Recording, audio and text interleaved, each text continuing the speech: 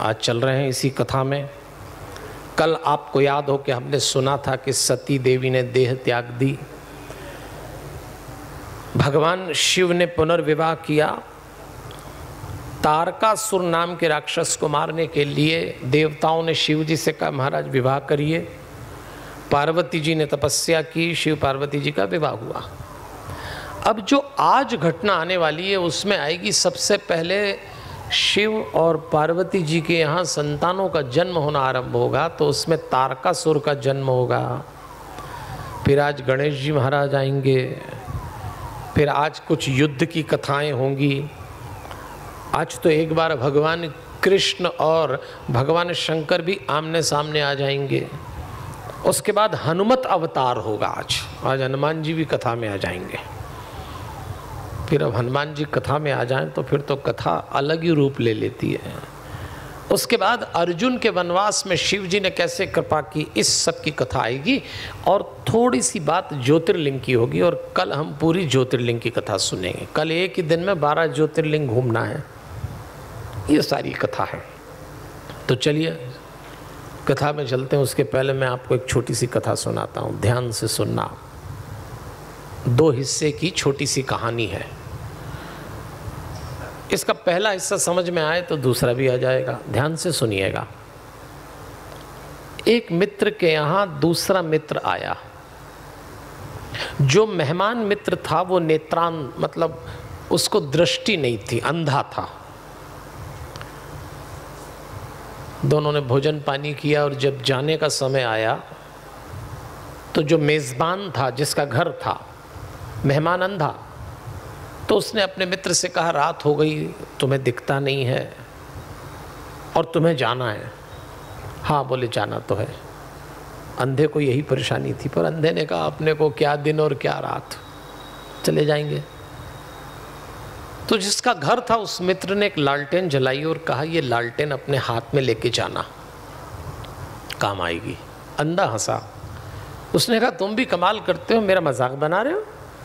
मैं अंधा हूं, लालटेन ले जाके क्या करूंगा? कौन सा रास्ता दिख रहा है मुझको? जो बैठा था, जिसका घर था, उसने कहा मित्र मैं मजाक नहीं बना रहा, और नहीं ये लालटेन मैं इसलिए दे रहा हूं कि तुम देख सको, तुम तो देख नहीं पाते, लेकिन ये लालटेन मैं तुमको इसलिए दे रहा हूं कि जब अंधेरे में तुम चलो तो कोई दूसरा आता हुआ ये देख ले कि रोशनी है, हाथ में लालटेन है, तो कोई चला आ रहा है। तुम तो नहीं देख पाओगे, पर इस लालटेन के कारण कोई दूसरा तुम्हें देख लेगा तो टकराएगा नहीं, फिर भी तुम्हारा भला हो जाएगा। तो उसने लालटेन हाथ में ले ली। ये कहानी का पहला हिस्सा है। और जब वो चला तो उधर से कोई आदमी चला आ रहा था। अंधेरा था, हवा तेज चल रही थी और तेज हवा में लालटेन बुझ गई। लेकिन अंधा था, उसे तो मालूम ही नहीं पड़ा कि लालटेन बुझ गई। वो तो समझ रहा जली हुई है तो लिए चला जा रहा है। अंधेरा था, अंधेरे में जो आदमी आ रहा था धड़ाम से इससे टकरा गया। और जैसे ही टकराया तो जो आदमी टकराया था वो गिरते ही बोला अंधे हो क्या, देख के नहीं चलते? तो ये तो बोला सच बात है भैया, मैं तो अंधा ही हूं, मुझे तो दिखता नहीं है, लेकिन तुम भी अंधे ही दिख रहे हो। तो उसने कहा मैं अंधा कैसे? बोले तुम्हें नहीं दिखता, मेरे हाथ में लालटेन है और जल रही है, लगता तुम भी अंधे हो। उसने कहा नहीं भैया मेरी तो आंखें हैं, पर सच तो है कि आपकी लालटेन बुझ गई है। तब उस अंधे को पता लगा ओ जल रही थी, मैं समझ रहा जल रही, बुझ गई तो मैं टकरा ही गया। ये कहानी हमारे जीवन पे लागू हो जाती है तो दार्शनिक कहानी, पर इसकी 2 घटनाएं हमको सिखा रही है कि उस मित्र ने अपने मित्र जो अंधे थे, जिनको मार्ग ठीक से नहीं दिखाई दे रहा था, उसको इस बात के लिए लालटेन दी कि तेरे लिए नहीं, कोई दूसरा तुझे देख ले और पहचान जाए, बच जाए। ये कहानी हमारी और हमारे बच्चों की कहानी है। हम अपने बच्चों के हाथ में ऐसी ही एक लालटेन देते हैं, संस्कार की, शिक्षा की, परिश्रम की, विचारों की, दिशा निर्देश की। लो ये लालटेन और जाओ इस प्रकाश में, यही तो करते हैं हम। और ये जो उम्र होती है, ये उम्र अंधी होती है। इसमें कुछ चीज दिखते हुए भी नहीं दिखती।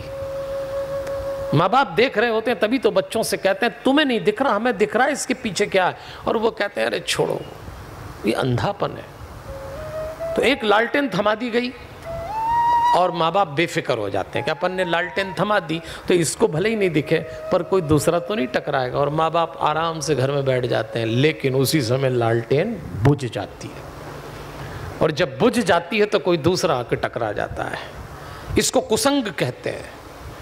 माँ बाप को पता ही नहीं लगता कि घर से निकला हुआ बच्चा कब किससे टकरा गया, क्योंकि लालटेन बुझ चुकी है।